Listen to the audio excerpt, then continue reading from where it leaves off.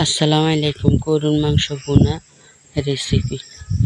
এটার মধ্যে প্রায় আমরা 1.5 কেজির মতো মাংস লইলাম। এরপরে একটা ফ্রাইপ্যান বসাই দিলাম। ফ্রাইপ্যানের মধ্যে তেজপাতা, তেল আর পেঁয়াজ কুচি দিয়ে দিলাম। দেওয়ার পরে এগুলারে ভালো করে একটু ভাজা করে নিই।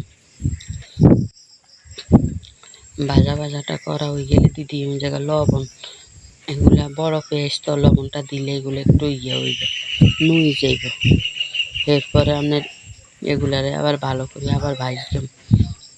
ভাজাটা হয়ে গেলে এই পর্যায়ে দিয়ে দিয়ে আমি জায়গায় রসুন বাটা আর আদা বাটা পরিমাণ মতো, যতটুকু মাংস এই পরিমাণ মতো দিতে হইব।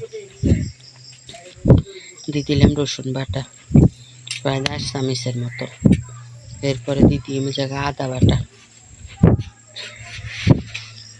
বাটা দিয়ে দিলাম 1.5 চামচের মতো।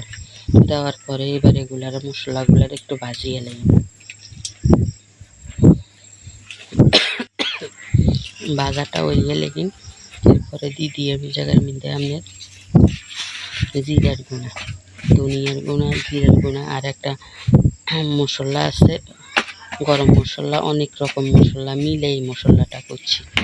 এই জায়গায় দিচ্ছি আপনার জিরার গুঁড়া আর গরম মশলার গুঁড়া। ও নামানোর আগে দিয়ে আরও কয়টা দিয়ে এলা একটু অল্প করে দিচ্ছি।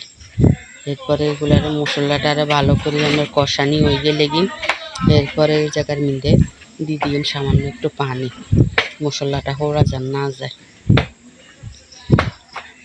এরপরে মশলাটা ভালো করে কষানি অপেক্ষা করি। এদিক দিয়ে কষানি হয়ে গেছে, দিয়ে দিলাম হলুদের গুঁড়া 1.5 চামচ। এরপরে মরিচের গুঁড়া দিয়ে 1/2 চামচ। যে যেরকম জাল খান ওরকম দিতে নেন, আমরা জাল কম খাই এলাই কম দিই।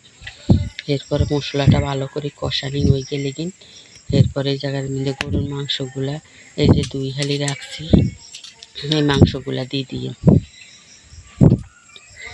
মাংসটা ডালি দিলাম।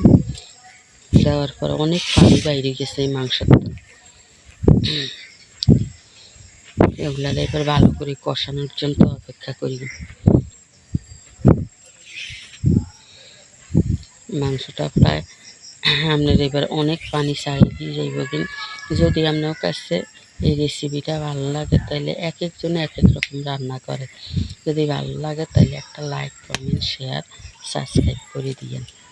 এই যে আপনার মশলাটা প্রায় কষানি হয়ে গেছে এবার সহ এবার এগুলার একবার শুকা হেলাইব।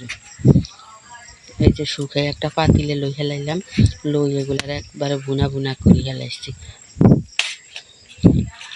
খুবই মজা হয়েছিল রেসিপিটা, এইভাবে একবার হলো করে দেখেন। আসসালামু আলাইকুম।